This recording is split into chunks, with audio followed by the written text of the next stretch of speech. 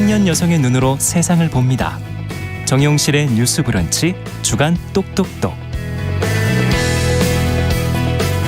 네, 금요일은 주간 똑똑똑으로 저희가 시작하고 있습니다. 청년 여성의 시각으로 다양한 주제를 이야기 나눠보는 시간입니다.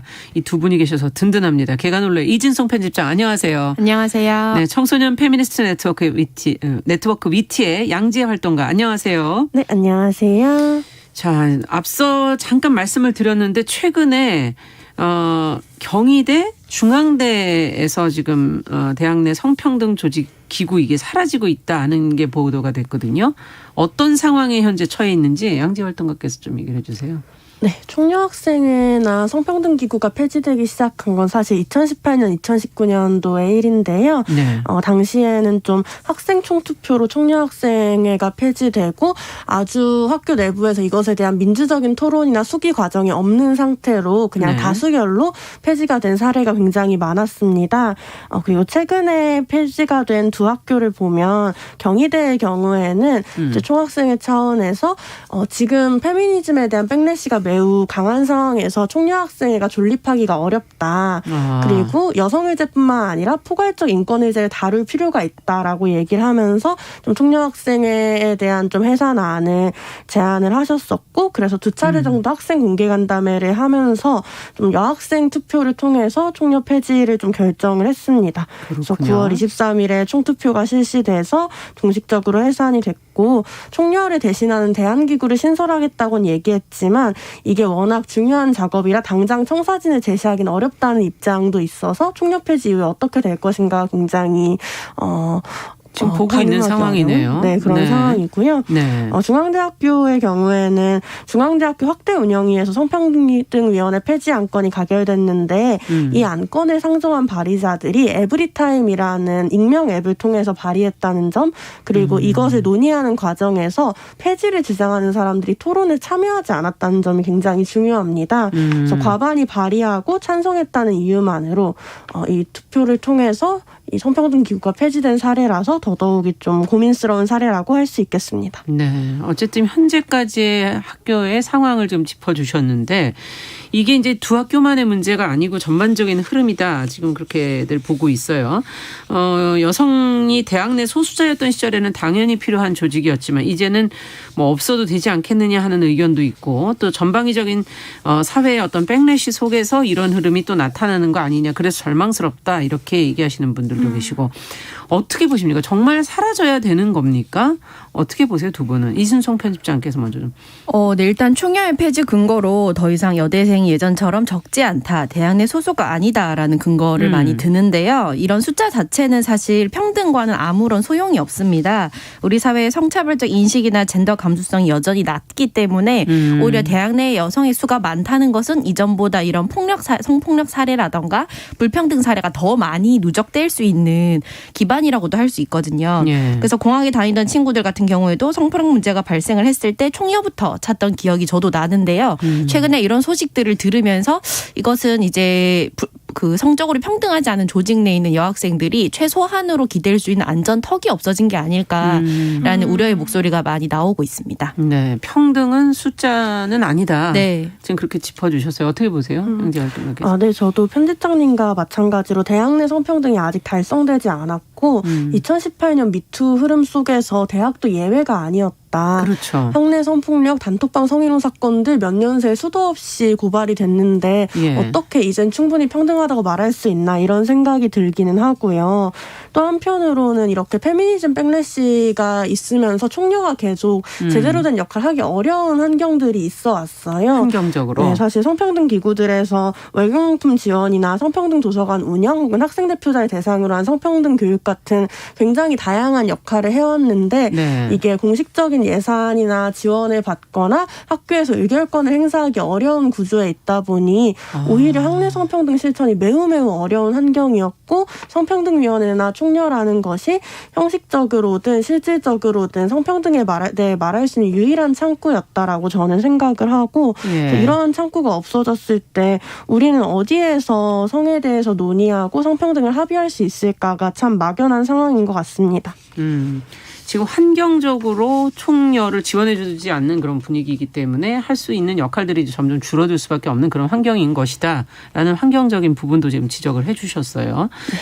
자, 그렇다면 지금 이제 총여학생회 입지가 좁아지는 이유 중에 앞서도 잠시 얘기해 주셨지만 백래시, 대학 내에서 점점 심해지는 백래시, 여성 혐오 때문이다 이런 지적이 나오고 있는데 이런 문제를 좀 본격적으로 얘기를 해보죠. 앞서 잠깐 뭐 에브리타임? 네. 이라는 온라인 커뮤니티 얘기를 잠깐 해주셨거든요.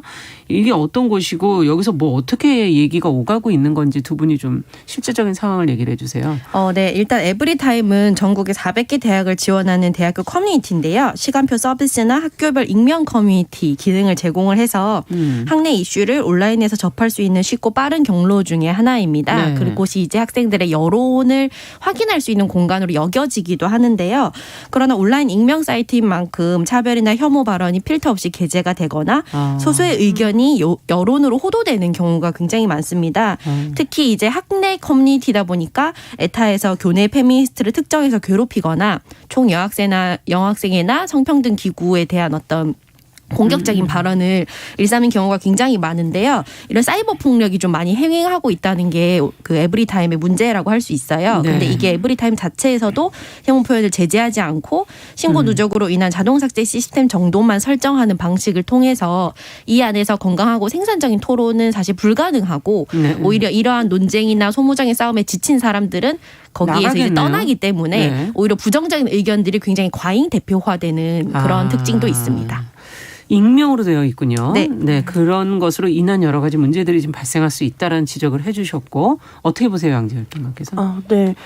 저도 사실 에브리타임의 가장 핵심적인 문제는 이 익명으로 하는 것도 그렇지만 그냥 이 혐오 발언이나 차별 발언에 대해 규제하는 방식이 아니라 그냥 게시글을 신고하고 신고가 누적되면 자동으로 삭제되는 시스템이 되게 문제라고 생각해요. 그래서 유니브페미의 F5 프로젝트에서 2020년 8월 방송통신위원회에 에브리타임에서 있었던 혐오 발언들이 450개 제보를 했었고 방송통신 심의위원회에서 자율 규제를 강화해야 된다라고 권고를 했는데 여전히 에브리타임이 형식적 개선만 이루어지고 있고 이게 정말 많은 대학에서의 공론장임에도 불구하고 이게 공공기관이 아니라 사기업이라서 혐오 표현에 대한 적극적인 규제가 어려운 점도 되게 난망한 지점이라고 생각합니다. 네, 그럼 모든 대학이 여기다 포함될 수 있다는 얘기군요. 모든 대학까지는 아니어도 400여 개 정도는 거의 400여 대부분의 개. 대학이 사실 이 에브리타임을 사용하고 있다고 볼 수 있겠죠. 네, 어쨌든 자율 규제를 좀 강화해야 된다는 얘기까지 들었는데도 불구하고 지금 제재나 이런 것들이 제대로 되고 있지 않다. 혐오 표현이나 차별 표현에 대해서 그런 지적을 해주셨어요. 자, 그렇다면 그 앞서 말씀해 주신 두 대학의 총여학생회 성평등위원회 이걸 없애는 과정, 절차 이것은 제대로 되고 있는 것인지 제대로 민주적 절차를 거쳐 폐지가 됐다면 그것으로 그냥 끝나면 되는 것인지 이 마무리 짓는 과정도 한번 좀 짚어봐야 되지 않겠습니까? 네. 일단은 이 과정 자체가 민주적인가에 대한 질문을 먼저 던질 수 있는데요. 민주적인 절차라는 게 어떤 것인가에 대한 근본적인 검토가 좀 필요합니다. 소수 존중 역시 민주주의의 이념이기 때문인데요. 더 많은 수가 바라는 방향이 과연 민주주의인가? 그렇다면은 소수자들의 의견이나 입장은 필연적으로 묵살될 수밖에 없는데 그것이 과연 민주주의라고 할 수 있는가? 왜 상대적 약자를 위한 기구의 존폐 여부를 다수결로 더 많은 의견이 있는 쪽으로 결정하는가와 같은 의문을 제기했을 때 과연 이 절차를 민주적이라고 할 수 있는가 이렇게 생각을 해볼 수 있습니다. 그러네요. 소수의 의견은 그럼 어떻게 되는 건가? 존중해야 되는데 그걸 어떻게 하고 있는가라는 부분을 질문 던져주셨고 어떻게 보십니까? 네, 민주주의의 핵심적인 가치는 자유와 평등이라고 하잖아요. 그런데 사실 다수결을 통해서 특정한 기구를 폐지하는 것을 결정하는 것 수기 없이 어떤 학내에서 평등이나 자유에 대한 논의의 장 없이 투표를 통해서 특정한 기구를 폐지할 수 있다고 결정하는 것 자체가 과연 민주적일 수 있을까라고 생각하게 되고요.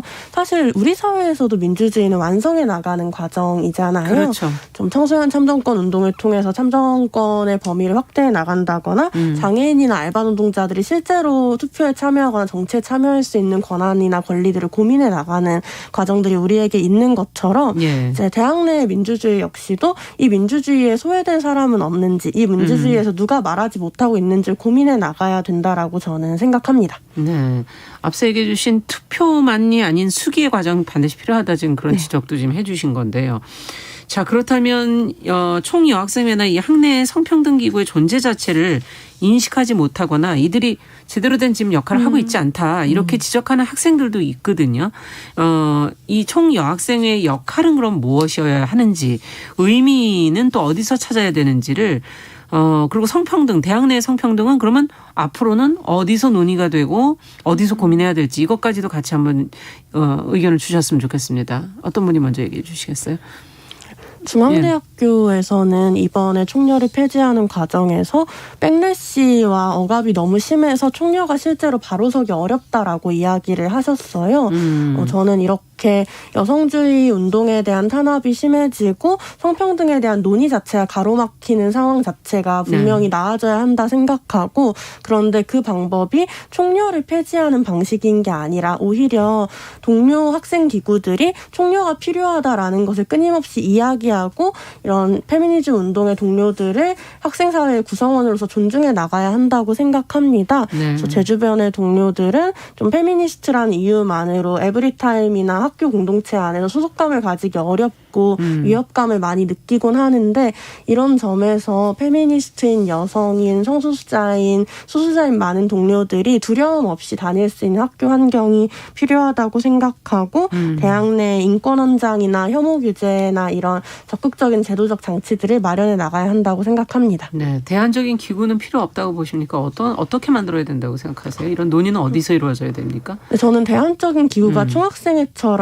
실질적인 의결권을 가진 기구가 되었어야 한다 생각하고, 그런데 총여를 폐지시킨 이 시점에 실질적으로 성평등을 논의하면서 총학생회와 버금가는 위상을 가진 대안기구가 마련될 수 있을 것인가가 매우 회의적인 상황이고요. 예. 그랬을 때 대학 공동체 자체가 성평등에 대해 매우 적극적으로 규범을 만들려고 시도하는 것이 필요하지 않을까 생각을 합니다. 대학의 다른 또 기구들이 네. 예, 어떻게 보세요? 네, 총여학생이나 학내 성평등 기구의 존재나 필요를 인식하지 못했다는 것 자체가 사실 어찌 보면 자신이 기득권에 속해 있다는 뜻이기도 합니다. 그래서 없이도 살 수 있고 간절하게 찾아보지 않은 것 자체가 어떻게 보면은 이 기구의 필요성을 더 확실하게 보여주는 거라고도 할 수 있거든요. 네. 어떤 사람들한테는 폐지돼도 더 좋은, 폐지돼도 상관없는 거지만 어떤 사람들한테는 이게 굉장히 또 필요한 것이거든요. 그렇죠. 그래서 어떤 인권이라던가 이런 평등의 가치를 생각을 할 때 나도 등록금을 냈는데 왜 나는 혜택을 받을 수 없는 기구가 학교 안에 있는가, 이런 것들은 공정성 담론이 아니라 우리가 평등과 이런 그 인권 문제에 대해서 좀 더 다시 새롭게 교육하고 다시 생각할 수 있는 그런 기반이 좀 필요하다고 생각을 합니다. 네. 그러면 어떤 대안이 필요하다고 보십니까? 일단은 기본적으로 학교에서 학생들 대상으로 혐오와 차별에 대응하는 그런 교육이 필요하고, 교육이 필요하고. 네, 그리고 교육뿐만 아니라 인권 헌정을 제정을 해서 혐오와 차별에 대응하는 인권센터급의 기구를 제도적으로 좀 도입을 해서 말씀하신 것처럼 좀 결정권이 있는 그런 기구가 학교 안에 있는 것이 반드시 필요하다고 생각합니다. 네. 인권 헌장을 스스로 만들거나 인권센터의 형태로라도 만들어져야 된다라는 얘기를 해주셨습니다. 오늘 주간 똑똑똑 좀 앞에서 저희가 중계방송을 듣고 들어왔기 때문에 좀 짧게 간단하게 진행했다는 건 양해 말씀드리고요. 오늘은 대학에서 총여학생회가 사라지고 있는 이유가 무엇인지 이를 바라보는 젊은 층의 생각 들어봤습니다. 청소년 페미니스트 네트워크 BT의 양지혜 활동가, 개관올레 이진송 편집장과 함께했습니다. 감사합니다. 감사합니다. 정용실의 뉴스 브런치 1부 마치고 잠시 후 돌아오겠습니다. 11시 30분부터 일부 지역 해당 지역 방송 보내드립니다.